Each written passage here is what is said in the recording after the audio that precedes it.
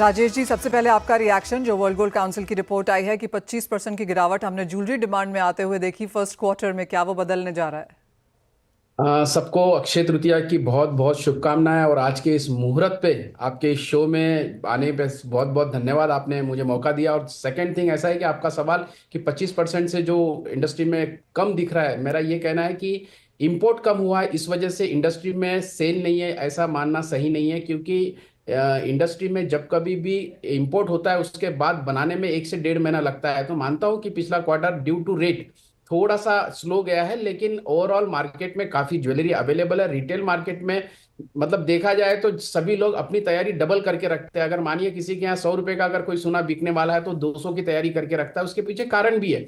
कारण यह है कि उसको पता है अक्षय तृतीया के बाद जस्ट शादियों का सीजन शुरू होने वाला है। और आप देखेंगे कि सोने का भाव अगर 99,300 के आसपास जाके अभी 95-300 के आसपास चल रहा है, इसका मतलब लोगों को अब ये भाव एडजस्ट हो गया कि नहीं, ये काफी एक करेक्शन हो चुका है करके। अगर इससे अच्छा करेक्शन कभी होता है तो कस्टमर और भी खरीदारी करने की इच्छा तो रखेगी रखेगी। लेकिन मैं आपको 1 साल पीछे की फिगर्स पे लेके जाता हूँ। हम्म। आपने भी अभी टीवी स्क्रीन पे दिखाया है कि 72,000 का रेट था उस। हम्म।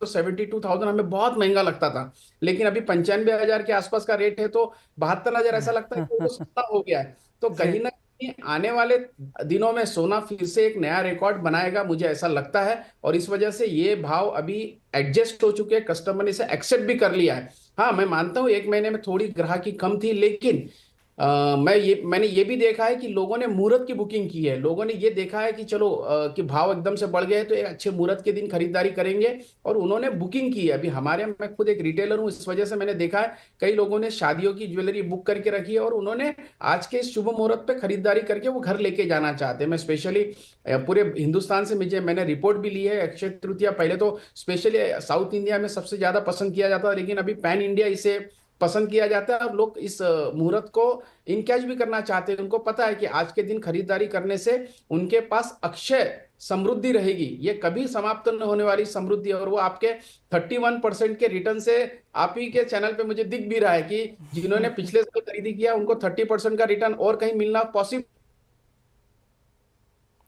है। सुबह 8 बजे से ज्वेलरी सभी अपने अपनी दुकानें खोल के बैठे हैं। मैं खुद एक रिटेलर हूँ, सुबह 8 बजे से हमारे यहाँ भी अच्छा खासा रश है और हम्म। ग्राहक खरीदारी कर रहे हैं। लेकिन एक नया ट्रेंड हमने देखा है कि पहले यह जो हमारे व्यवसाय में सिर्फ और सिर्फ बुजुर्ग लोग या थोड़ी मध्यम जो एज के लोग हैं वही खरीदारी करते थे, जिसे कहते थे कि घर के सयाने लोग ही खरीदारी करेंगे सोने चांदी की। लेकिन अभी ओके। देख रहा है युवा पीढ़ी इसमें बहुत ज्यादा अट्रैक्ट हुई है, और युवा पीढ़ियों को भी समझ में आ गया है कि ये एक सही है जिसमें इन्वेस्टमेंट भी हो सकता है, और इन्वेस्टमेंट के साथ साथ इसे यूज भी किया जा सकता है। तो हम लोग ने तो अच्छी तैयारी की, और मुझे लगता है आज का दिन बहुत ही बेहतरीन जाने वाला है। जो हम्म। मोटा मोटा अनुमान है कि 20 टन के आसपास का पूरा भारत में गोल्ड बिकेगा, मुझे लगता है वो रिकॉर्ड टूट जाएगा, ऐसा मुझे लग रहा है। All right.